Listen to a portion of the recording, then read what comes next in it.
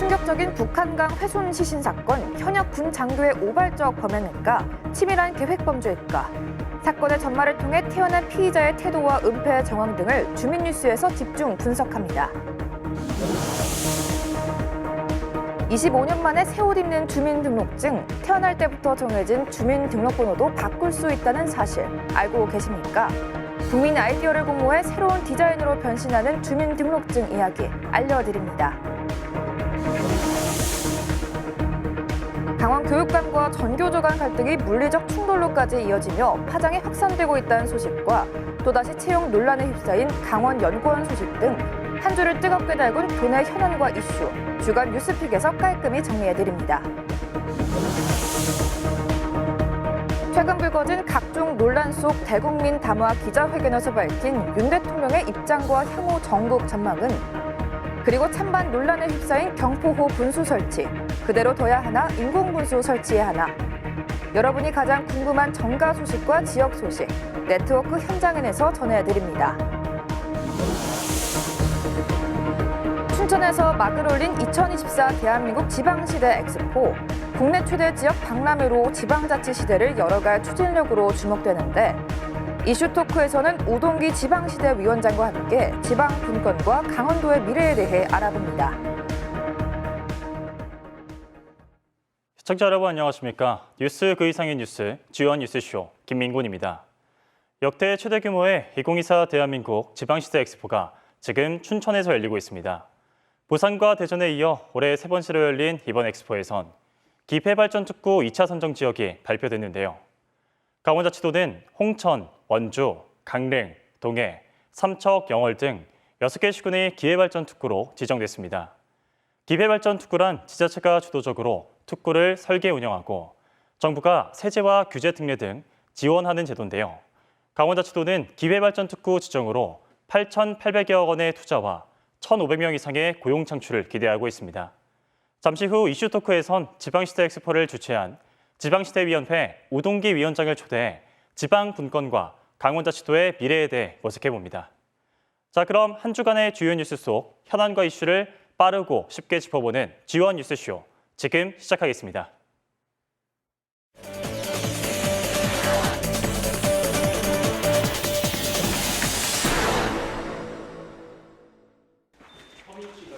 양손이 묶인 채 경찰서를 빠져나오는 남성. 서울 강남구 일원역 지하도에서 긴급 체포된 화천 북한강 시신 훼손 사건 피의자 A씨입니다. A씨는 북한강에서 시신 일부가 발견된 지 하루 만에 경찰에 붙잡혔습니다. 유족한테 하실 말씀 있으세요? 30대 후반의 A씨는 국군 사이버작전 사령부 소속 중령 진급 예정자로 밝혀졌습니다. 긴급 체포를 하면서 범행을 자백을 받았습니다. 피해자는 33살 여성 B씨. A씨와 경기 과천의 한 부대에서 함께 근무했던 임기제 군무원이었습니다. A씨가 서울로 전근 가기 전 마지막 근무를 했던 지난달 25일 오후 3시쯤 부대 주차장 자신의 차 안에서 동료 B씨와 말다툼을 벌였습니다.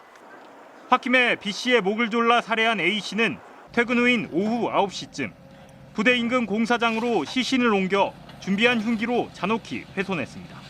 살해 다음 날 10여 년 전 근무했던 화천을 찾아 시신을 북한강 곳곳에 유기했습니다. 시신을 담은 비닐봉지가 떠오르지 않도록 돌덩이까지 넣었습니다. 이날 B씨의 모친은 딸의 실종 신고를 한 상태였습니다. 정근지로 정상 출근하던 A씨는 지난 2일 시신 일부가 수면 위로 떠올라 덜미가 잡혔습니다. 경찰 조사 결과 A씨는 숨진 B씨의 휴대전화로 부대와 가족, 지인 등에게 메시지를 보내 범행을 은폐하려 한 사실도 드러났습니다. G1 뉴스 원석진입니다. 네, 오늘 주민뉴스에선 앞서 영상에서 보신 북한강 훼손 시신 사건의 전말을 짚어보도록 하겠습니다. 네, 우선 본론에 들어가기에 앞서서 안타깝게 숨진 피해자의 명복을 빌겠습니다. 네, 그럼 이 사건 취재한 원석진 기자 나와 있는데요. 이야기 나눠보겠습니다. 어서 오십시오. 네, 너무 끔찍하다는 생각밖에 들지 않습니다. 네, 피의자가 살인도 모자라서 훼손한 시신을 유기하고 또 치밀하게 범행을 은폐하려 했다고 하죠. 네, 그렇습니다. 살인과 사체 손괴, 사체 은닉 혐의로 구속된 38살 피의자 양모 씨. 양 씨는 지난달 25일 부대 주차장 자신의 차 안에서 동료 군무원인 30대 여성을 목 졸라 살해했다고 경찰에 진술했습니다. 하지만 우발적으로 범행을 저질렀다는 주장과는 달리 이 범행 은폐 과정은 철저히 계획적이었습니다. 우선 차 안에서 숨진 피해자 시신에 옷가지를 덮어놓고 밤이 되기를 기다렸고요. 또 시신 유기 장소도 자신이 10여 년 전 근무했던 화천을 택했습니다. 화천으로는 국도로 이동했는데 그 중간중간 그 시신 훼손에 쓰인 흉기를 버렸습니다. 저희 취재진은 시신 유기 현장 CCTV 영상을 확보했습니다. 영상 한번 보고 오시죠. 지난달 26일 오후 9시 40분쯤 차량 한 대가 북한강변으로 내려옵니다. 부교 입구에서 켜졌던 불은 20여 분 뒤 부교 한가운데서도 켜집니다. 함께 근무하던 군무원을 살해하고 시신을 훼손해 유기한 현역 군장교 양모 씨로 추정됩니다. 네, 영상을 보니까 또 무언가를 확인하는 것처럼 보입니다. 또 완벽주의 성향 같아 보이기도 하는데 양 씨가 범행을 들키지 않기 위해 피해자 행세를 하면서 그 피해자의 가족들에게도 연락을 했다고 하죠. 네, 그렇습니다. 피해자가 집에 들어오지 않자 피해자 가족은 경찰에 실종 신고를 접수했습니다. 이날 양 씨는 피해자 휴대전화로 피해자 가족에게 머리 좀 식히고 오겠다, 내 관리를 좀 대신 해달라는 문자를 보냈습니다. 이렇게 태연히 범행을 은폐하려는 모습을 직접 목격한 사람도 있었습니다. 저희 보도 내용 보고 오시죠. 시신 훼손을 위해 향한 인근 공사장에서도 양 씨는 태연했습니다. 연락을 들어왔는데 차가 하나 있길래 뭐냐고 기차는 안 되냐고 그러더라고. 안 된다고 현장이니까 나가라고. 내가 차에 빠지면서 차에 물체가 하나 있더라고. 양 씨는 멀리 이동하지 않고 근처에서 시신을 잔혹히 훼손했습니다. 네, 이렇듯 범행 은폐 과정에서도 목격자가 있는 거고요. 그렇다면 양 씨는 범행을 모두 인정하고 있는 건가요? 네, 양 씨는 지난 3일 서울에서 긴급 체포될 때부터 범행을 모두 자백했고요. 그제 구속 전 피의자 신문에서도 혐의를 모두 시인했습니다. 하지만 피해자와 유족에겐 끝내 사과하지 않았습니다. 호송차에서 내려 법원으로 들어가는 남성. 동료 군무원을 살해하고 시신을 훼손해 화천 북한강에 유기한 중령진급 예정자 38살 양모 씨입니다. 화천에 왜 유기했습니까? 무슨 관계세요? 한 말씀 해주시죠. 10여 분 만에 구속 전 신문을 마친 양 씨는 피해자와 유족에게 끝내 사과하지 않았습니다. 어떤 관계인지 사과 안 합니까? 말씀해 네, 참 인면수심이 따로 없는 것 같습니다. 네, 그리고 어제는 현장 검증도 있었다고 하죠. 네, 어제 양 씨가 근무했던 경기 과천의 군부대와 시신을 유기한 화천 북한강에서 현장 검증이 있었습니다. 화천 북한강의 한 부교에서 양 씨는 시신이 담긴 비닐봉지를 강물에 여러 차례 유기하는 범행을 재현했습니다. 네, 그리고 양 씨의 신상정보 공개 여부를 결정하는 심의위원회가 오늘 열렸는데 어떻게 결정이 됐나요? 네, 강원경찰청은 오늘 오후 신상정보 공개 심의위원회를 열었습니다. 1시간 동안 열린 회의 끝에 양 씨의 신상정보를 공개하기로 결정했습니다. 사유 한번 보시죠. 일단 범행 수단이 너무 잔인하고 중대 피해가 발생했으며 또 충분한 증거가 있고 또 알 권리도 보장해야 한다는 사유였습니다.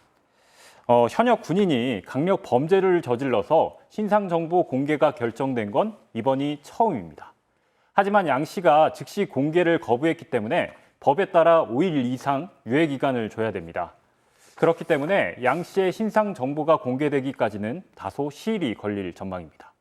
네, 지금까지 주민뉴스 원석진 기자와 얘기 나눠봤습니다. 오늘 말씀 고맙습니다. 편의점에서 맥주를 한 캔 딱 고르고 계산대로 가져갔는데 신분증 좀 보여주세요. 그때 등장하는 이거. 주민등록증이 25년 만에 새 옷을 입는다고 하는데요. 흥미롭지 않으신가요?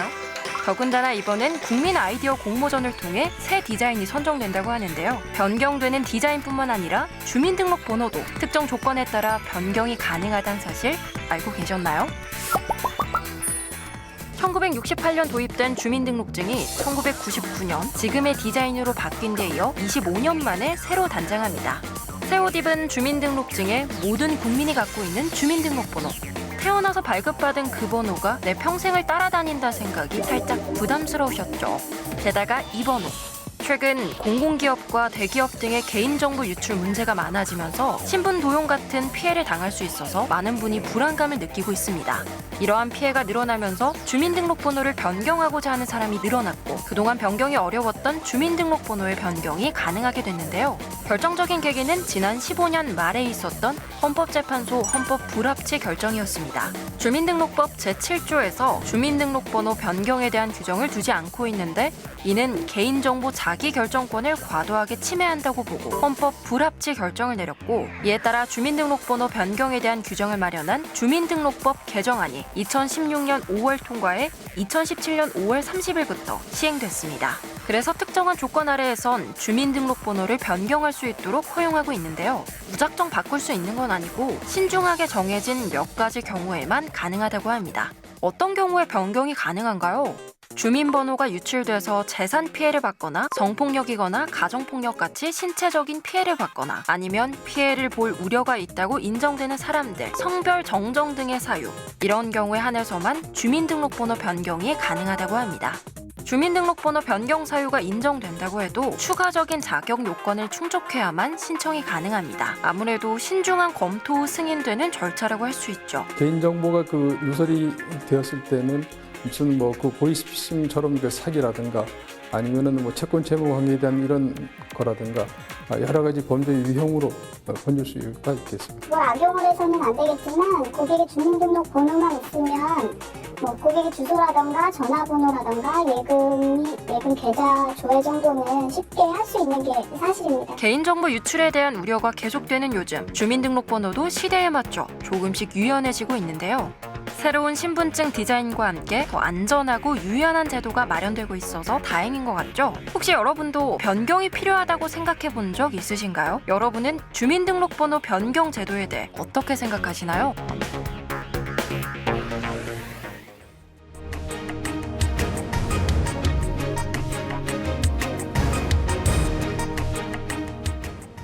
네, 한 주간의 뉴스 가운데 가장 뜨거운 현안과 이슈만을 골라 정리해드리는 시간, 주간 뉴스픽. 오늘도 지원방송의 보도국 홍서표 보도국장과 함께합니다. 어서 오십시오. 네, 안녕하십니까? 네, 주간 뉴스픽 첫 번째로 픽한 뉴스 어떤 뉴스인가요? 네, 오늘 첫 번째 픽은 교육청 정교조 충돌입니다. 강원 교육 혼란, 요거를 픽해봤습니다. 네, 지난주 뉴스쇼에서 단체 협약을 둘러싼 도교육청과 정교조 강원 지부 간의 갈등을 집중 보도해드렸었습니다. 네. 급기야 양측 사이에 몸싸움까지 벌어졌다니 어떻게 된 일인가요? 네, 그렇습니다. 사건이 발생한 건 지난달 31일 저녁 7시쯤인데요. 신경호 교육감을 비롯한 도교육청 관계자들이 양양고등학교에 수능을 준비 중인 학생들을 격려하기 위해서 찾은 자리였습니다. 여기에 학교에 정교조 교직원들이 찾아와서 교육감과의 이 단협 실효에 대한 문제로 면담을 요구하는 과정에서 충돌이 빚어졌는데요. 이 과정에서 교육감이 복도에 넘어지면서 아마 머리 쪽을 복도 바닥에 좀 충격을 한 것 같습니다. 그래서 신경호 교육감은 당일 인근 병원으로 후송이 됐다가 전문적인 진단이 좀 필요해서 지금 서울에 있는 병원으로 옮겼고요. 아직까지는 병원에서 검사를 받고 가려 중인 상태입니다. 근데 충돌 이후에 어쨌든 이 문제가 쉽게 가라앉지 않을 것 같은데 교육청은 정교조 쪽에 책임이 있다고 책임을 물었고 정교조 쪽에서는 교육청 쪽에 책임이 있다고 책임을 묻고 있는 상황인데요. 서로 책임이 있다며 경찰에 서로를 고발한 그런 상태입니다. 네, 이 일을 두고 도지사와 도의회 의장이 진상규명을 촉구하자 정교조가 정치행위를 중단하라며 맞받아치는 등 당분간 혼란이 지속될 것 같은 느낌이 듭니다. 네, 그렇습니다.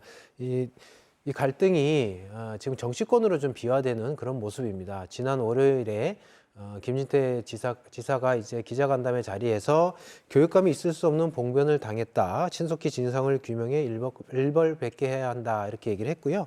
또 같은 날 강원 학부모회 협의회에서도 학교소라는 이유를 막론하고 잘못된 것이다. 교사가 학생을 피해자로 만들었다고 규탄을 했습니다. 비판을 했습니다. 그러니까 반면 정교조 등 진보단체에서는 이 김 지사의 이런 발언 이후에 김 지사 등이 정치 행위를 좀 중단해라라고 촉구를 하고 있고요. 또 사실관계에 대해서는 수사나 뭐 이런 사법 당국이 판단할 일이다, 파악할 문제다 이렇게 얘기를 하고 있습니다. 따라서 어쨌든 교육청과 전교조 모두 학교 현장에서 보이지 말아야 할 행동과 충돌이 일어났는데요.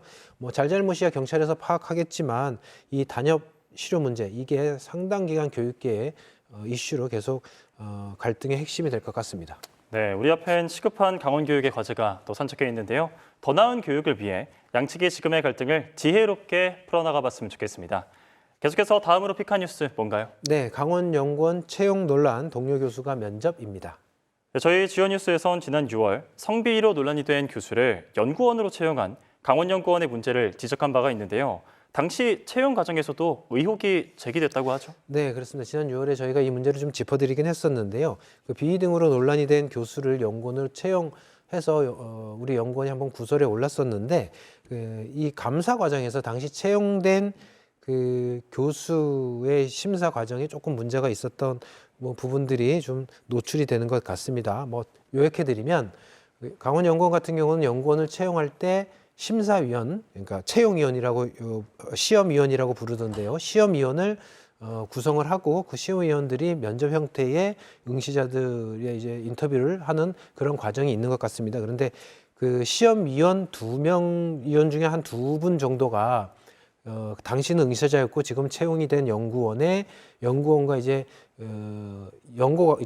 알고 있는 관계가 아니었냐라는 그 정황이 나온 건데요. 시험위원 중에 한 분은 같은 학회 활동을 하셨고 또 한 분은 같은 대학 같은 과에서 이제 교수로 활동을 하셨다. 뭐 이런 내용입니다. 근데 뭐 그 친소 관계가 어느 정도인지 정말 아는지 모르는지 이런 것이야 뭐 당사자들 외에는 정확히는 알 수 없겠지만 정황상 같은 대학 같은 과에서 활동했다. 뭐 이런 부분들로만 봐서는 서로 알고 있는 관계 아니었겠냐라는 뭐 추정은 가능할 것 같습니다. 또 그래서 이런 문제를 좀 예방하기 위해서 국민권익위도 지난해에 공직유관단체 채용 관련 그 유의사항을 좀 만들어 놓은 게 있거든요. 거기 내용을 좀 보면 뭐 이렇습니다. 동일 부서에 근무했을 때는 기피해야 된다. 그러니까 시험위원으로 위촉이 됐지만 응시자가 뭐 본인과의 관계가 있으면 본인이 스스로 좀 제척을 하고 했어야 되지 않겠냐라는 뭐 그런 문제점이 있는 것 같습니다. 네. 네, 그런데 이뿐만 아니라 강원연구원은 업무 추진비 부정 지출 의혹으로도 국민권익위원회에서 조사를 받는 상황인데 이 같은 논란에 대해 어떠한 입장인가요? 네, 국민권익위 뭐 조사도 지금 받고 있고 업무 추진비 문제도 논란이 되고 있습니다. 오늘 지금 강원자치도의회 행정사무감사 기간 중이거든요. 근데 오늘 피감 기관이 강원연구원이었습니다. 그래서 지금 뭐 연구원 그 채용 문제 앞서 말씀드린 그다음에 업무 추진비 문제에서 몇 가지 문제들이 그 행정사무감사에서 지적이 됐는데요. 취재에는 뭐 연구원이 우리 별다른 입장을 내놓지 않았는데 오늘 그 행정사무감사 자리에서는 뭐 연구원 아까 앞에 말씀드린 연구원 채용 문제에 대해서는 연구원의 책임자가 과정은 모르겠고 단지 추천만 했다라는 입장을 밝혔고 업무 추진비 관련된 국민권익위원회 조사 그 부분은 뭐 문제가 없는 걸로 보이지만 뭐 보는 사람에 따라 다를 수 있다라는 취지의 말을 하고 문제가 있다면 뭐 책임을 지겠다라는 또 입장을 밝혔습니다. 그리고 도의원들이 뭐 제기한 문제에 대해서는 대부분 그렇지 않다라고 연구원 측은 입장을 냈고요. 그래서 뭐 이게 어떻게 될지는 뭐 좀 더 연구원의 문제가 어떻게 정리될지는 좀 지켜보면서 저희도 계속 지켜보도록 하겠습니다. 네. 네. 올해로 개원 30년을 맞은 강원연구원이 지역 발전을 위한 싱크탱크의 역할을 더욱더 힘써줬으면 좋겠습니다. 자, 주간 뉴스픽 이번에 어떤 뉴스인가요? 네, 좀 재밌는 뉴스인데요. 별들의 티샷 유현진 자선 골프 대회입니다. 네, 우리나라 최고의 자완 에이스가 개최한 자선 골프답게 현장 분위기가 아주 뜨거웠다고 들었습니다. 네, 그렇습니다. 제가 현장을 가보진 않았는데 취재한 기자한테 제가 좀 많은 걸 현장 분위기를 물어봤는데요. 이 행사는 지난 4일에 월요일에 있었는데 횡성의 한 골프장에서 유현진 선수가 만든 유현진 재단이 주최한 자선 골프 대회입니다. 이 골프 대회는 뭐냐면 희귀 난치병 아이들이나 다음에 그 야구 꿈나무들을 지원하는 그런 행사였습니다. 근데 이 행사에 온 참가한 사람들이 스포츠 스타부터 시작해서 뭐 유명 배우, 그다음에 개그맨 등등등 골프 스타들도 왔었고요. 그래서 한 80여 명이 행사에 참가를 했었거든요. 제가 그래서 명단을 좀 봤는데 뭐 스포츠 스타 같은 경우는 당연히 유현진 선수는 왔을 거고요. 뭐 박찬호 선수 이름만 들어도 알 수 있는 이영택, 우지원, 문경은 뭐 농구 선수죠. 그다음에 또 야구 선수죠. 김광현, 김태균 유명한 선수들이 왔었고요. 또 배우로는 뭐 차태현, 이종혁, 오지호, 정석원, 지진이, 손지창, 뭐 오유나, 김선아 이런 배우들이 왔습니다. 개그맨들도 좀 왔다고 하는데요. 보니까 홍인규, 김준호, 뭐 김민경 이런 선수 요즘 운동으로 많이 골프 프로그램에 나오는 선수 개그맨들이죠. 참가를 했다고 합니다. 어쨌든 이 대회에서는 뭐 유현진 선수보다 비거리가 더 많이 나가면 뭐 재단에서 100만 원을 기부한다 이런 이벤트도 현장 이벤트도 있었어서 뭐 좋은 분위기 속에 좀 좋은 프로그램이 진행되었다고 평가가 됩니다. 네. 네, 류현진 선수가 그간에는 개인 자격으로 기부 활동을 하다가 이제 보다 적극적인 기부 활동을 위해 재단을 설립했다고 하는데 네네. 앞으로의 행보가 더 기대되는 것 같아요. 네, 유현진 재단의 뭐 전체적인 그 행보는 뭐 유현진 재단에서 앞으로 이제 설계를 해 나갈 텐데 그 요번에 강원도에서 하는 행사만 놓고 보면 유현진 선수가 이제 우리 지원 방송과 인터뷰에서 앞으로도 올해뿐만이 아니고 내년 후에도 이 같은 행사를 계속 하고 싶다는 입장을 냈고요. 얘기를 했고 또 참가했던 선수들도 참가자들도 뭐 차태현 배우 같은 경우도 좋은 취지인데 기쁜 마음으로 왔다. 또 농구 선수 우지원 같은 경우도 자선 대회를 통해서 필요한 곳에 따뜻한 정성이 모아줬으면 좋겠다라고 얘기를 하는 거 봐서는 뭐 이런 행사가 계속 강원도에서 뭐 열릴 수 있을 것 같습니다. 네. 네, 팬들에게 받은 사랑을 사회에 환원하는 아름다운 선순환이 계속 이어지길 바라겠고요. 주간 뉴스픽 마지막으로 픽한 뉴스 어떤 뉴스입니까? 네, 뭐 계속 제가 뉴스픽에서 지금 말씀드리는 것 같은데 ASF 발생 야생 멧돼지 전파 비상입니다. 네, 방금 말씀하신 것처럼 최근 들어 거의 매주 가축 전염병 소식을 저희가 전하고 있는데 홍천에서 아프리카 돼지열병이 또 발생했다고 하죠. 네, 그렇습니다. 이게 그 소 럼피스키는 좀 잦아드는 사가들고 있는 분위기 같은데요.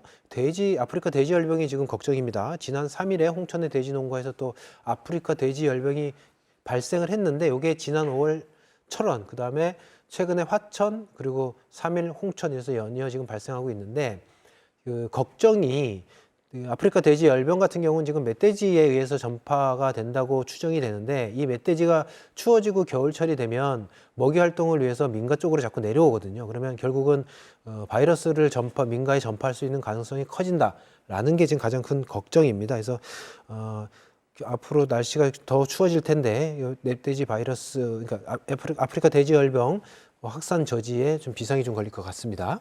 네, 전국적인 확산 움직임에 정부 역시 아프리카 돼지열병 확산 저지에 총력을 기울이고 있다고 들었습니다. 네, 그렇습니다. 지난 3일 그 홍천 아프리카 돼지열병이 발생한 직후에 바로 정부도 총력 대응 태세를 발표를 했는데요. 한덕수 국무총리가 긴급 방역을 지시했고 농장 출입 통제라든지 집중 소독 이런 것에 대해서 철저하게 차질 없이 대응을 하라고 지시를 했고 또 역학조사 통해서 발생 경위도 조속히 좀 조사를 해라라고 지시를 했습니다. 그리고 멧돼지 같은 경우도 폐사체 수색이나 포획 관련해서 관계기관과 방역 조치 이행에 적극 협조하라고 범정부처적인 대응을 지시를 한 상태입니다. 네, 이 가축 전염병은 예방만이 최선입니다. 아프리카 돼지열병이 더 이상 확산되지 않도록 방역에 최선을 다해야겠습니다. 지금까지 주간 뉴스픽 홍서표 보도국장과 함께했습니다. 오늘 말씀 고맙습니다. 네, 감사합니다.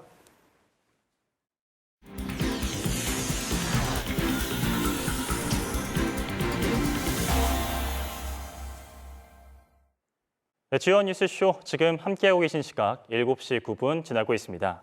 이번 순서는 지금 여러분이 가장 궁금해하는 정가 소식과 지역 소식을 전해드리는 네트워크 현장인 시간인데요. 오늘은 서울과 영동지사 연결해 보겠습니다. 먼저 국회 연결해 정치권 소식부터 들어보겠습니다. 김도광 기자. 네, 국회입니다. 네, 오늘 대통령의 대국민 담화와 기자회견이 있었습니다. 최근 명태균 이씨와 김건희 여사 논란이 시끄러웠기 때문에 이목이 집중됐는데요. 상당히 긴 시간 진행됐고 일단 대통령도 사과를 했다고 하죠. 네, 윤 대통령의 이번 대국민 담화는 임기 반환점을 앞둔 시점인데다 말씀하신 것처럼 여러 논란이 격화되고 있기 때문에 정말 관심이 컸습니다. 대통령이 대국민 담화를 발표하고 기자들의 질문이 무제한으로 진행됐습니다. 대통령은 일단 사과부터 했습니다만 명태균 씨 논란이나 김건희 여사 문제에 대해서는 강경한 입장을 거듭 확인했을 뿐입니다. 윤 대통령은 모든 것이 자신의 불찰이고 부덕의 소치라고 말했고 국민 여러분께 먼저 죄송하다는 말씀, 진심 어린 사과의 말씀부터 드리고 국정 브리핑을 진행하겠다면서 허리 숙여 사과했습니다. 그리고 임기 마지막 날까지 최선을 다하겠다고 말했습니다. 담화에서는 취임 당시 어려웠던 국정 상황을 길게 설명하고 최근에야 다시 나아질 기미가 보인다면서 임기 후반에는 체감 가능한 민생 변화에 주력하겠다고 밝혔습니다. 명태균 씨 녹취에 대해서는 부적절한 것도 감출 것도 없다고 말했습니다. 명태균 씨가 캠프 초반 도움을 준 건 맞지만 나서지 않을 문제에 나서길래 연락을 하지 말라고 했는데 당선 후 감사 연락이 왔고 서운해할 것 같아서 덕담 주고받은 수준이라고 말했습니다. 김 여사 문제에 대해서는 단호했습니다. 전부터 본인을 타겟으로 해서 김 여사를 악마화한 측면이 많고 대통령의 부인이 공직자는 아니지만 국정을 도와야 하는 입장인데 그걸 다 국정농단으로 볼 수는 없지 않겠냐고 되물었습니다. 사과를 한 것은 대통령이나 김 여사가 이전부터 사용하던 전화번호를 그대로 사용했다거나 하는 식의 소통 방식과 처신에 있어서 문제가 있었고 이런 것들이 국민께 불편과 염려를 끼쳐드렸기 때문이라고 말했습니다. 한동훈 대표와의 갈등에 대한 질문에는 초심으로 돌아가면 될 일이라고 답했습니다. 김건희 여사 특별법에 대해서도 위헌 요소가 있는 정치 선동이라고 받았고 개원식이나 시정연설에 참석하지 않은 걸 두고도 가고 싶지만 와서 망신당해라 하는 식이면 정치를 죽이는 일이라면서 야당을 비판했습니다. 네, 국면 전환의 계기가 되지 않을까 생각을 했는데 이 반응을 보면 그렇게 될 것 같지 않아 보입니다. 네, 오늘 기자회견은 솔직한 사과와 더불어 김 여사 문제에 대한 대책과 인적 쇄신, 야당은 물론이고 여당과의 소통 재개까지 포함돼야 한다는 전망이 많았는데 그렇지가 않았습니다. 물론 국민의힘은 진솔하고 소탈하게 말씀하셨다면서 일단 사과한 것에 대해 무게를 둬 좋게 평가했습니다. 하지만 개혁신당은 대국민 사과라더니 대국민 훈시를 했다면서 무성의, 무책임, 무대책인 산무 대국민 담화라고 규정했습니다. 민주당은 구제불능의 오만과 독선으로 넘쳐난 담화였다면서 희종일관 김 여사 지키기에만 골몰한 대통령의 모습은 오늘 기자회견이 누구를 위한 자리인지 똑똑히 보여줬다고 밝혔습니다. 특히 국민의힘과 한동훈 대표에게도 이런 대통령을 계속 비호한다면 대통령과 함께 몰락의 길을 걷게 될 거라고 경고했습니다. 네, 이렇게 되면 앞으로 있을 특검법 표결이나 예산 정국이 만만치 않을 것 같습니다. 네, 정부의 내년도 예산안 심의에도 영향이 있을 것 같은데 어떻게 보십니까? 네, 예산안이 국회에 정식으로 올라가 상임위에서 들여다보고 있습니다. 말씀드린 대로 대통령이 참석하지는 않고 한덕수 총리가 대신 시정연설을 했는데 4대 개혁에 중점을 뒀고 건전 재정을 강조했습니다. 긴축 예산 기조를 유지하겠다는 겁니다. 한 총리는 건전 재정은 단순히 허리띠를 졸라매자는 게 아니라 불필요한 낭비를 줄이자는 취지라고 설명했습니다. 민주당은 말이 건전 재정이지 꼼수라고 지적했습니다. 초부자 감세로 정부 곳간을 비워가면서 권력기관 예산과 고위 공무원 월급을 증액했고 교육 예산과 재난안전 예산은 오히려 줄었다면서 비판했습니다. 특히 세수 결손이 심각해 지방재정이 위기라고 지적했습니다. 민주당의 이런 평가는 예결위 간사인 허영 의원이 직접 발표했는데요. 허영 의원은 부실하게 설계된 예산은 과감하게 도려내고 경제와 국민을 살리는 6대 민생 예산을 증액하겠다고 밝혔습니다. 지역사랑 상품권과 고교 무상교육 등입니다. 강원도도 이런 기류를 면밀하게 살피고 있습니다. 그제부터 국회 소통관에 국비 확보 상황실을 열고 예산 관련 직원을 상주시키고 있습니다. 예결위에 허영 한기호 의원이 있는데 당 입장이야 서로 다르겠지만 지역 예산만큼은 공조하고 있어서 큰 힘이 되고 있습니다. 지금까지 국회에서 전해드렸습니다. 네, 김도환 기자 말씀 잘 들었습니다. 네, 그럼 이번엔 강릉에 있는 영동지사 연결해 궁금한 지역 소식 알아보겠습니다. 김기태 기자. 네, 영동지사입니다. 네, 동해안 대표 석호 가운데 하나인 강릉 경포호를 두고 지역에서 찬반 논란이 가열되고 있다고요? 네, 그렇습니다. 바로 강릉시가 추진하고 있는 경포호 인공 분수 설치 문제 때문입니다. 현재 찬성 측과 또 반대 측의 입장이 아주 팽팽하게 맞서면서 강릉시 전역이 아주 혼란스러운 상황입니다. 강릉 경포 일대는 현재 약 300여 개의 현수막이 빼곡하게 둘러쳐 있습니다. 강릉시가 경포 수질 개선을 위해 추진 중인 인공 분수 설치에 대해 찬성 입장을 밝히는 현수막들입니다. 이 사업은 경포 수질 개선을 위한 환경 개선 사업의 일환으로 250억 원을 투입해 길이 400m, 높이 최고 150m의 인공 분수를 설치하는 것이 골자입니다. 강릉시는 주민 동의 절차를 거쳐서 올해 안에 사업을 본격화한다는 계획인데요. 앞서 지난 화요일 강릉 상공회의소를 비롯해 지역 내 29개 단체로 구성된 협의회는 경포 분수 설치 찬성 기자회견을 열었습니다. 분수를 포함해 수중에 산소를 공급하는 폭기 시설을 설치해서 경포의 석호 순기능을 살리고 관광 인프라 구축을 원한다는 겁니다. 하지만 경포 내에 대규모 분수 시설 설치에 대한 반대 측의 입장 역시 아주 팽팽합니다. 이미 여러 차례 기자회견 등을 통해서 인공시설 설치 반대 의사를 분명히 밝혀왔는데요.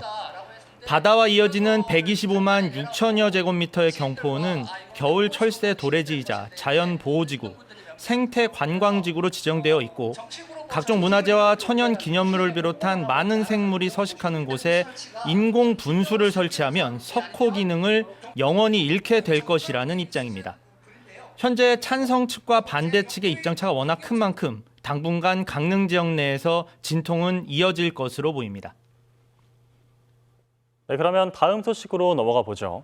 강원자치도와 양양군이 추진하고 있는 대서양연어 양식단지 조성 사업이 다시 돌파구를 찾았다고요? 네, 그렇습니다. 강원자치도와 양양군이 아주 야심차게 추진해왔던 스마트 육상 연어 양식 사업이 최근 해법을 찾으면서 다시 탄력을 받을 것이라는 소식입니다. 강원자치도와 양양군은 아시는 대로 지난해 11월 비전 선포식을 열고 K연어 스마트 육상 연어 양식 사업을 본격화를 알리고 나섰습니다. 이후 사업이 차질 없이 진행될 것으로 기대가 됐지만 아니었습니다. 늘어난 사업비와 인허가 문제, 또 노르웨이 업체와의 로열티 지급 문제까지 겹치면서 지난 1년여간 답보 상태를 거듭했습니다. 최근 이 문제에 대해서 해수부와 강원자치도, 양양군, 또 사업 파트너인 동원산업이 함께 해법을 모색했고 마침내 합의를 이끌어내는 데 성공했습니다. 가장 큰 걸림돌이었던 예산과 인허가 절차 등에 대해서도 서로 접점을 찾으면서 K연어 산업화를 위한 대승적 합의를 도출한 것으로 전해졌습니다. 이에 따라 양양군 현북면 중강정리 일대 11만 6,800제곱미터 부지에 조성될 스마트 육상 연어 양식단지 사업도 본궤도에 오를 것으로 기대가 되고 있습니다. 착공 후 약 1년 8개월가량 공사를 거치면 K연어 전후방 산업 육성과 연어 클러스터 구축 등 연어 산업화가 기대됩니다. 이번 사업은 세계 10대 슈퍼푸드인 연어 가운데 그중에서도 가장 인기 있는 대서양 연어를 양양에서 기르는 것이 골자인데요. 노르웨이 현지에서 인정받은 육상 연어 양식 시스템을 그대로 들여와 아시아 최대 연어 산업단지를 조성하는 겁니다. 24개의 대규모 양식 수조가 만들어지고 최첨단 바이오 기술과 AI 기술이 집적된 시설을 갖춰 연어 생산의 메카가 될 것으로 기대되고 있습니다. 네, 그럼 마지막 소식 들어보겠습니다. 이맘때면 동해안의 대표 어종인 도루묵이 모습을 드러냈었는데 올해 도루묵이 자취를 감추면서 어민들의 시름이 깊어지고 있다고요? 네, 그렇습니다. 가을에서 겨울로 넘어가는 딱 매년 이 시기쯤에 동해안에서 아주 쉽게 접할 수 있었던 생선이죠. 도루묵이 종적을 감추면서 어민과 소비자 모두가 울상입니다. 지구온난화의 영향으로 인해 수온이 떨어지지 않으면서 나비 효과를 일으킨 것으로 분석되고 있습니다. 지금 화면에 보이는 곳이 속초의 한 위판장인데요. 매년 이맘때면 제철인 도루묵으로 가득 차 있어야 할 위판장이 아주 썰렁합니다. 취재팀이 현장을 찾은 이날 잡힌 도루묵이 약 20두름 남짓인데요. 400마리 정도가 전부였습니다. 잡히는 도루묵이 없다 보니 조업을 나가서 기름값도 건지지 못하는 일이 다반사라 출항을 아예 포기하는 어선이 더 많을 정도였습니다. 보통 도루묵은 산란철인 11월부터 12월까지 가장 많이 잡히는데 올해는 예년의 절반에도 미치지 못하고 있습니다. 실제로 올해 도내 동해안에서 잡은 도루묵은 135톤가량으로 지난해의 48%, 최근 5년 평균의 8% 수준에 그치고 있습니다. 상황이 이렇다 보니 이번 주로 예정된 속초 도루묵 양미리 축제를 시작으로 동해안 지자체마다 예정된 행사를 위해서 물량 확보에 모든 수단을 강구하고 있는 상황입니다. 정부와 지자체들은 이미 도루묵 자원 회복 사업을 진행해 왔었는데요. 급격한 기후변화에 따른 여파로 다시 위기를 맞은 모습입니다. 이제는 그물에부터 버려지고 있는 도루묵 알까지 인공부화를 위해서 수배를 해야 하는 실정입니다.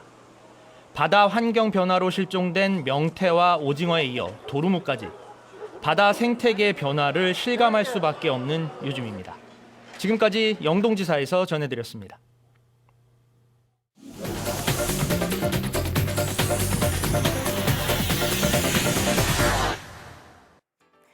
우리의 시선을 화끈한 흥미진진한 뉴스를 골라 짚어보는 시간, 뉴스쇼 브리핑 아나운서 이가연입니다.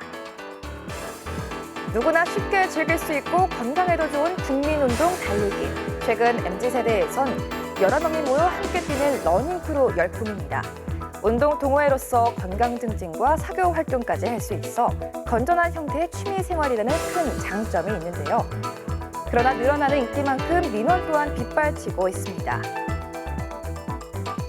일부 시민들에게 비키라는 고함을 지르는가 하면 단체로 트랙을 여러 줄을 차지하고 뛰거나 인증샷을 찍느라 지나가는 사람들을 방해하기도 합니다.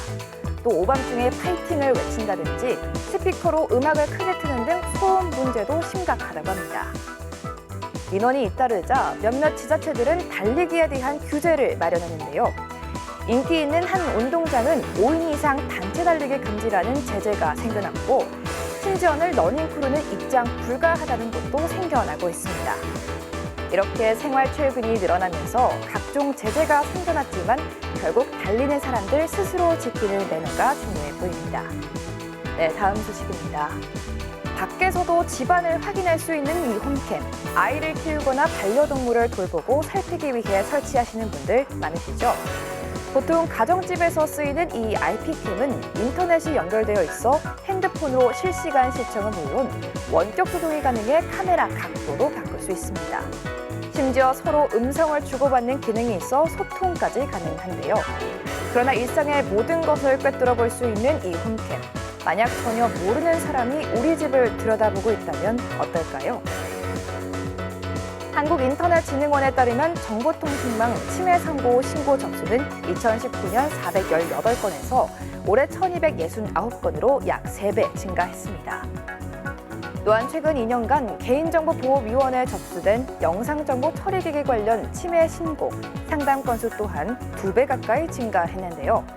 올해 IP캠 관련 개인정보 침해 신고 상담 현황만 298건에 달합니다. 갈수록 늘어나고 있는 이 IP캠 해킹은 주요 원인은 소비자 상담수가 저렴한 가격을 이유로 중국에서 해외 직구로 구입한다는 것인데요. 게다가 대부분의 사용자들은 비밀번호를 새롭게 설정하지 않고 기존 비밀번호를 사용하거나 0000, 1234 같은 단순 배열의 비밀번호를 사용하는 것도 원인으로 꼽힙니다. 이에 전문가들은 IP캠의 초기 설정을 변경하거나 주기적 업데이트 등 국산 인증 제품을 쓰는 것을 권장하는데요. 계속해서 우리 일상 속 인터넷 가전제품이 늘어나는 만큼 보안 정책을 강화해야겠습니다. 네, 지금까지 뉴스쇼 브리핑 아나운서 이가연이었습니다. 네, 계속해서 도내 주요 인사와 화제의 인물을 초대해 이야기를 나누는 이슈토크 시간입니다. 지금 춘천에선 지방시대의 현주소와 미래를 만나보는 2024 대한민국 지방시대 엑스포가 열리고 있습니다. 이번 행사는 국내 최대 지역 박람회로 지방자치시대를 열어가는 강원자치도에 뜻깊은 의미를 지니고 있는데요. 그래서 오늘 이슈토크에선 우동기 지방시대 위원장님 모시고 지방 분권과 균형 발전에 대해 이야기 나눠보겠습니다. 어서 오십시오. 예, 안녕하세요. 먼저 바쁘신데도 불구하고 참석해 주셔서 너무 감사드립니다. 예, 고맙습니다. 대통령직 속 지방시대위원회는 어떤 일을 하는 곳인가요? 지방자치단체의 자치권을 얼마나 부여를 해줄 것이냐 하는 지방 분권의 문제와 또 수도권과 비수도권으로 대별이 되는데 이 국가의 균형 발전, 수도권과 비수도권 간의 균형 발전 이 두 가지 정책을 크게 우리의 타겟으로 삼고 있습니다. 그런데 이런 업무는 정부 부처의 여러 부처에 다 산재되어 있는 업무이기 때문에 이 업무들을 한 기구가 좀 조정 총괄하고 할 수 있는 그런 컨트롤 타워의 기능이 필요하다 해서 대통령 직속 지방시대위원회를 이 정부 들어서서 출범을 시켰습니다. 그전에는 자치분권위원회와 균형발전위원회라는 두 개가 있었는데 이것을 통합해서 지방시대위원회를 하면서 외교, 국방을 제외하고는 전 부처에 걸치는 지방에 관련되는 정책에 관한 업무를 조정하고 총괄하는 그런 기능을 하는 곳입니다. 네. 그리고 지역 간 불균형을 해소하기 위해선 지역에 일자리가 있어야 하고요. 또 주거나 교육 등 인프라가 마련돼야 합니다. 이에 지방시대위원회가 4대 특구 지정을 추진하고 있다고 하죠. 지금까지 역대 정부도 열심히 했어요. 균형 발전 업무를 어떻게 할 것이냐. 실제로 1970년대 후반부터 박정희 정부 때부터 시작해서 균형 발전 업무를 시작을 했는데 결과적으로는 지금 수도권에 50% 넘는 인구가 살게 됐고 경제 활동의 거의 80%가 수도권에 집중되는 이런 결과가 되었는데 윤석열 정부 들어서서는 이 문제를 인프라 중심 보다가는 교육과 의료, 일자리 이런 인프라를 먼저 해보자. 그래서 교육과 의료 서비스를 가지고 지방의 삶의 질을 수도권 못지않게 높임으로써 기업들이 유치해 올 수 있고 또 기업들이 입지할 수 있고 수도권에 있는 기업들을 더 유치를 하고 그 일자리가 지역 청년들에게 양질의 일자리를 제공해보자는 그런 정책의 전략적 접근을 하고 있습니다. 네, 그리고 4대 특구가 모두 중요하지만 많은 분들께서 기업 유치와 교육에 특히나 관심이 많은 것 같습니다. 먼저 지방정책의 축인 기회발전특구는 또 무엇인지 어떤 지원 혜택이 주어지는지 설명 부탁드리겠습니다. 기회발전특구는 대부분 산업활동의 지원 정책이 지방세 중심의 감면 정책이었는데 기회발전특구는 국세 중심이다. 또 그중에서 특이하게 가장 효과가 있을 거로 보는 것은 수도권에서 비수도권으로 이전하는 기업에 대해서는 파격적인 상속세 혜택을 줍니다. 약 한 2조 정도의까지의 매출액 가진 기업들은 상속세를 내지는 않습니다. 지방으로 이전해 가면. 또 지방에서 창업한 기업에 대해서는 앞으로 20년 동안 상속을 하더라도 상속세를 내지 않는다. 이 파격적인 제도를 지금 담고 있는데 이것은 금년 이제 정기국회에서 조세특례법, 상속세법의 개정안을 함께 이루어지면은 추진될 것으로 생각하고 광역시에는 150만 평 기준, 또 도는 200만 평 기준, 그리고 강원도는 200만 평을 가지고 강원도에서 자율적으로 이 제도를 운영할 수 있는 또 청년들에게는 소득세를 감면해주는 굉장히 파격적인 제도죠. 또 이와 함께 지난번 강원도청에서 열렸던 민생 토론에서는 강원도가 탄광 후적지가 많잖아요. 거기에 보면은 석탄을 채굴 하고 난 다음에 폐경석들이 산에 너부러져 있는데 이게 폐기물로 처리돼서 자원화를 하지 못했는데 이제는 이것이 광물로 분류돼서 자원으로 해서 조경용이나 건설용 자재로도 팔 수 있도록 그렇게 되고 그래서 강원도에 지금 오색 케이블카도 벌써 공사가 시작이 됐고 역대 어느 정부에서도 미뤄져 왔던 그런 난제들이 강원특별자치도를 지정을 계기로 해서 그렇게 추진되고 있고요. 그래서 앞으로 이 기회발전특구가 굉장히 큰 효력을 발휘할 것으로 생각하는데 네, 이 산업단지 지원만큼이나 중요한 게 교육이라고 할 수 있겠습니다. 위원장님께서는 대학 총장과 교육감을 지내신 교육 분야의 전문가신데요. 현재 학생들의 서울 쏠림 현상이 심해지면서 지방대 역시 위기라고 할 수 있습니다. 이에 지방시대위원회가 교육발전특구를 추진하는데 이 강원도는 7개 시군이 교육발전특구 시범지역으로 지정이 됐습니다. 네, 위원장님, 이 교육발전특구로 지정이 되면 어떤 지원 혜택이 있을까요? 강원도 교육특구 중에서 지역인재전형이라는 제도가 있습니다. 특히 의학계열, 의대, 치대, 한의대, 약대, 간호대학 이 계열의 학교는 비록 지방에 소재하고 있더라도 서울에 있는 어느 대학 못지않는 입학 성적이 요구되는 대학이거든요.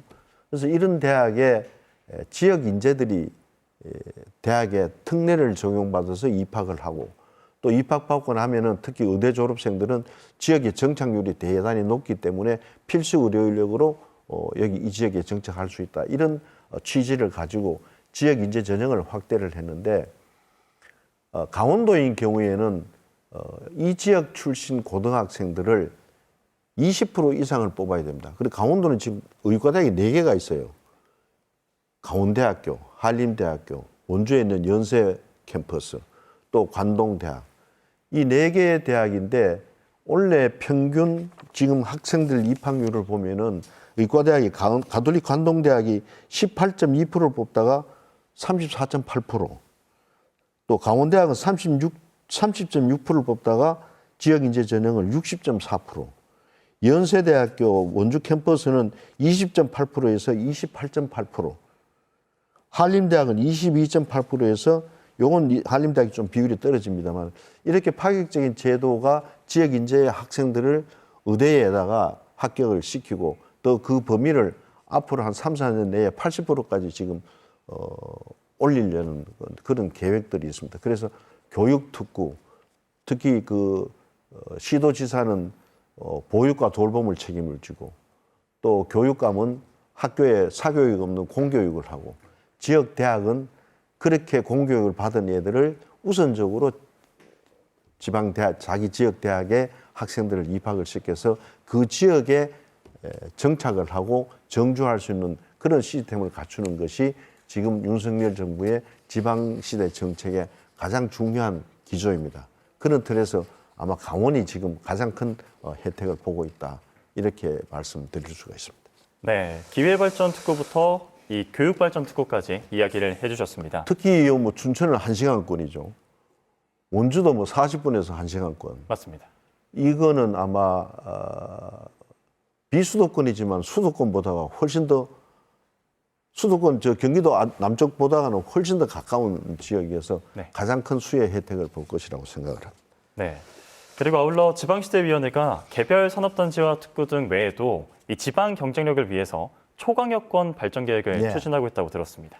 초강력권은 강원도는 별도로 지금 특별자치도가 되기 때문에 이 4+3입니다. 제주 특별자치도, 전북 특별자치도, 강원 특별자치도를 제외하고 부산, 울산, 경남, 대구, 경북, 충청, 호남 이렇게 이제 4대 광역권, 이 광역 경제권을 기초로 해서 광역 정부를 형성을 해서 이 공동의 사업을 추진하려고 하는데 충북, 충남, 대전, 세종은 충청권 광역 정부 연합을 곧 발족을 시킵니다. 벌써 절차는 다 마쳤고요. 그래 되면은 이 충청권 광역 정부 연합이 충청남도나 대전시청과 같은 법적 지위를 가져요.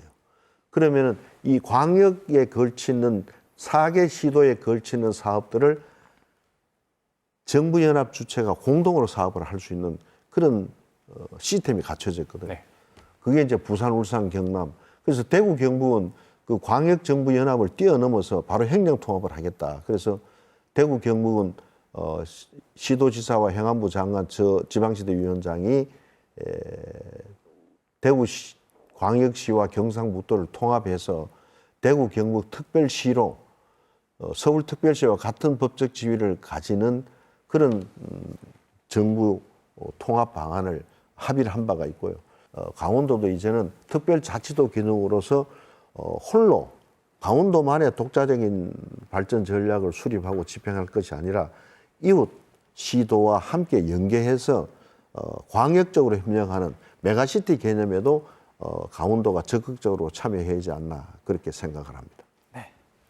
또 이런 가운데 지역균형 발전과 지방자치 분권을 위해 이 국내 최대 규모의 엑스포가 춘천에서 열리고 네. 있습니다. 그럼 2024 지방시대 엑스포 어떠한 행사인가요? 이게 전 정부 때는 뭐 지방자치 박람회에서 조그마하게 위원회 차원에서 열었어요. 그러다가 이제 2년 전부터 지방시대 박람회에는 자치 분권과 균형 발전 합쳐가지고 부산에서 정부 행사로 크게 열렸고요. 작년에 대전에서 열렸습니다.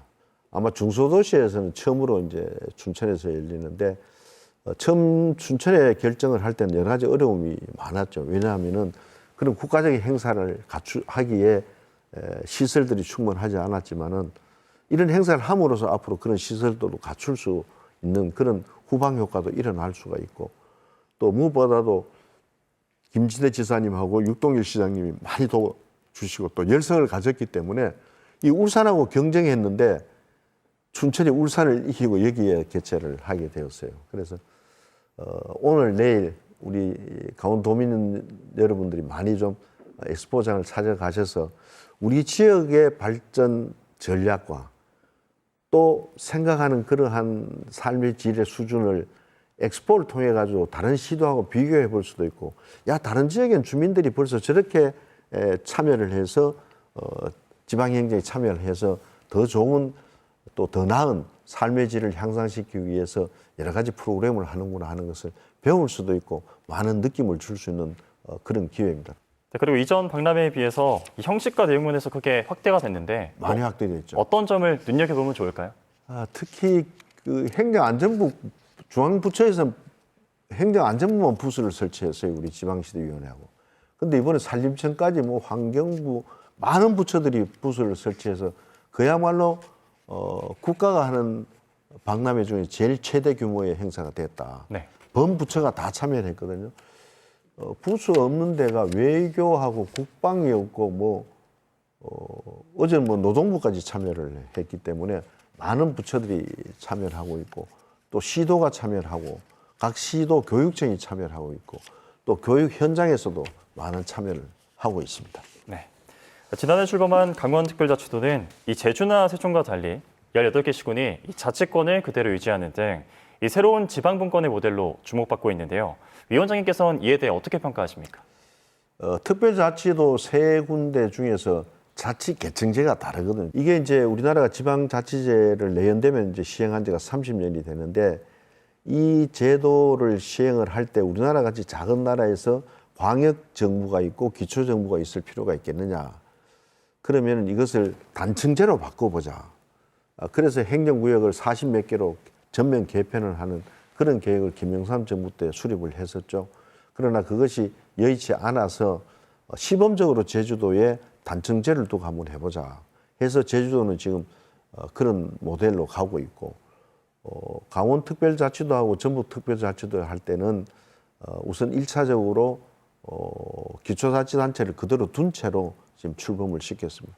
앞으로 이 제도가 어느 것이 더 바람직하냐에 따라서 우리나라의 행정계층제 또 행정개혁을 할 때 중요한 참고가 될 것으로 생각합니다. 네, 그럼 끝으로 강원자치도 발전을 위한 제언을 들으면서 이 시간 마무리해 보도록 하겠습니다. 강원도가 이번에 특별자치도가 되면서 특히 산림에 관한 권한을 많이 다른 시도가 다르게 많이 위임을 받았거든요. 그리고 그동안 난제였던 여러 가지 어려운 문제들이 해결이 많이 되었고, 이 개발전 특구와 교육발전 특구를 특별히 잘 활용을 하시고 적극적으로 이 문제에 참여를 하고 또 시도에서 그런 준비를 해주면은 예전과 다른 특별자치도에 맞는 그 위상에 걸맞는 그런 삶의 질, 주민들의 삶의 질도 향상된다고 생각을 하고 있고, 이제는 옛날의 강원도가 아니다. AI를 중심으로 한 첨단 산업의 기초를 둔 지역 경제권이 형성될 것으로 생각을 합니다. 네, 말씀 감사합니다. 이 지역 간 불균형과 저출산은 이 절체절명의 국가적 과제입니다. 이 문제를 해결하기 위한 첫 번째 열쇠는 지역에 있는데요. 지역이 살아야 나라가 바로 설 수 있습니다. 지방시대위원회가 지역 간 불균형을 해소하고 또 지역이 발전할 수 있는 길을 열어주시기 부탁드리겠습니다. 지금까지 우동기 지방시대위원장과 함께했습니다. 오늘 말씀 고맙습니다. 네, 고맙습니다. 네, 오늘은 절기상 겨울로 들어선다는 입동이었습니다. 또 날씨가 추워지는 11월부터 화재 발생 위험 또한 커지는데요. 난방기구 사용은 물론이고요. 음식물 조리 중 부주의에 의한 화재에도 주의를 기울이셔야겠습니다. 도소방본부에 따르면 최근 3년간 도내에서 발생한 화재 5,701건 가운데 214건이 음식물 조리 중 발생한 것으로 확인이 됐는데요. 가스불로 조리할 땐 자리를 비우지 않는 건 기본이고요. 주방에 소화기를 비치해 응급 상황에 대처하셔야겠습니다. 뉴스 그 이상의 뉴스, 지원 뉴스쇼. 저희가 준비한 소식은 여기까지입니다. 편안한 저녁 시간 보내십시오. 고맙습니다.